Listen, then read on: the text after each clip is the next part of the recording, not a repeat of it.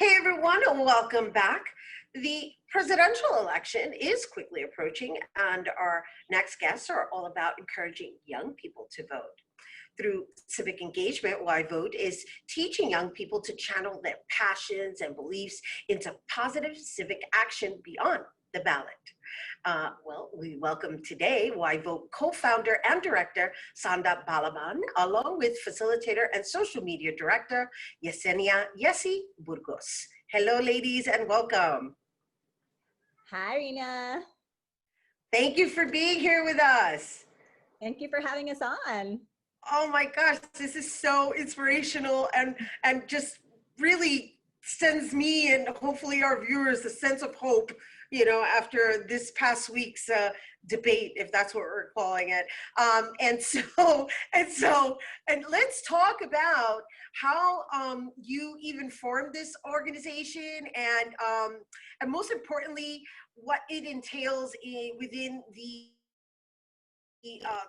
age bracket and the conversations that are being had, because I'm really excited about the fact that there's teenagers having conversations about making sure their voices are heard and that they matter. Thank you for that question. And there are. In fact, teenagers are the hope for the future and for the generational change that we need in politics and everything else. And the founding of YVote really goes back to the 2016 election, which was a wake-up call for many of us. And in the wake of trying to figure out what had and hadn't happened in that election, we went into deep analysis, data analysis, and discovered the rates of youth voting, which many of your viewers may know are not where we want them to be or anywhere close. And so in 2016, even before we had the results of the 2016 turnout, I was looking at the voter turnout from the 2014 midterms, and in which just 14% of 18 and 19-year-olds voted. And when you have something where 86% of young people aren't voting, we have a crisis in democracy, and we have an opportunity to say what's going on and what's not going on. And also, when you have more people voting than not voting than are, the question of why vote came to mind, right? If you have just 14% of young people voting, why vote? And so we wanted to engage in an inquiry-based process with young people to really look at that.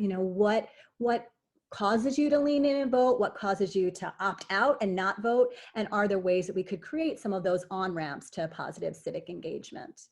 And then, of course, you put young individuals in lead positions, such as Yesenia, who is a facilitator and the social media director, which is a whole nother animal. No, say that again? And a founding member of YVote. And a founding member. That's lovely. That is wonderful. So Yesenia, let's talk about the events that are coming up and the role that you've been playing in making sure that you galvanize your generation.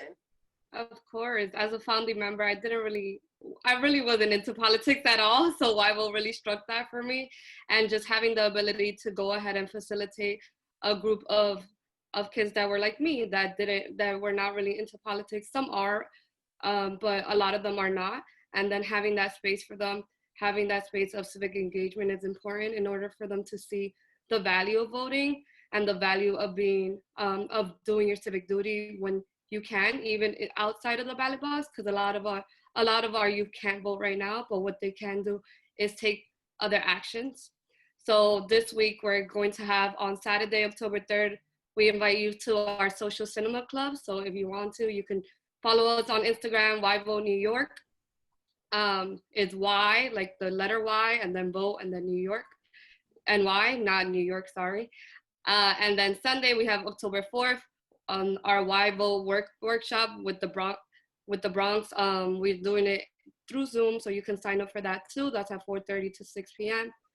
And Monday through Friday, October 5th to October 9th, you'll see me live on our Instagram page, and I will be talking about how to register to vote and any questions people have about registering or ordering the absentee ballots.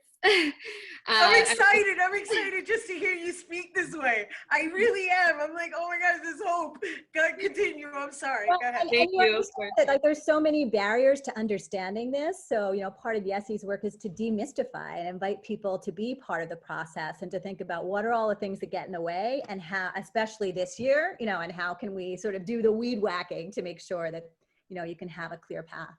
Well, because Yeah. the truth is politics is a language that could be intimidating, right? But you need to be in the conversation to learn about it. So how many of you are there all together right now that are part of YVote?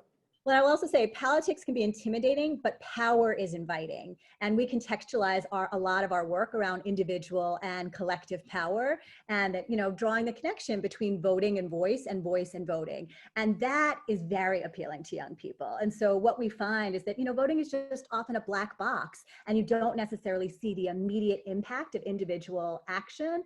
But when young people recognize that they are part of the largest, most diverse, most progressive generation that we've had, but are in effect leaving collective power on the table as a result of turning out in much lower numbers than seniors, like that really, that's energizing, right? Like that we can create change, if young people turn out in numbers, close to commensurate with seniors.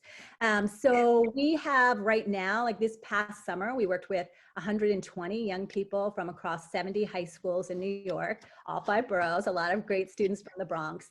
But beyond that 120 in YVote, each of that, we believe very strongly in the multiplier effect of how do each of our, hundreds of young people reach thousands of other young people through that peer-to-peer contact. So each of them was really tasked with being a civic spark plug, being a voting ambassador in their school and community, and being equipped to have those conversations, both in person and through social media, through initiatives that Yessil leads, and through creating scorecards to really assess elected officials and make sense of this this overwhelming swirl of things around us, particularly given the level of dysfunction, in the political sphere today, to recognize that that doesn't have to be the case, and that they are capable of creating transformative change. Yeah, and it's important. It's important for them to feel invited and to feel welcomed, and also to just feel comfortable with like-minded individuals. And so I want to thank you both for being here with us today, and thank you, Yesenia, for giving us the schedule. Were you able to complete the schedule? I wasn't. We got too excited. But there was just one more event I wanted to talk about beyond the live. The live will be at 7 to 7:15. If it runs a little longer, it will. Don't worry about it. And then Tuesday, October 6th, we're teaming up with a lot of other organizations to do Finding Your Civic Voice event. And that will be at 4 p.m. to 6 p.m. on Tuesday, October 6th. You can follow us on Instagram and find out more. Awesome. Thank you, ladies. Sanda, show us your shirt as I close us out. Oh, yes. Woo! That's right. Vote. All right. Thank you, ladies, for being here once again. For more on YVote and their upcoming events, please make sure to follow the organization's Instagram at YVoteNY. And don't forget, wear your mask. Keep yourself safe as we keep our democracy safe. Nice. I like.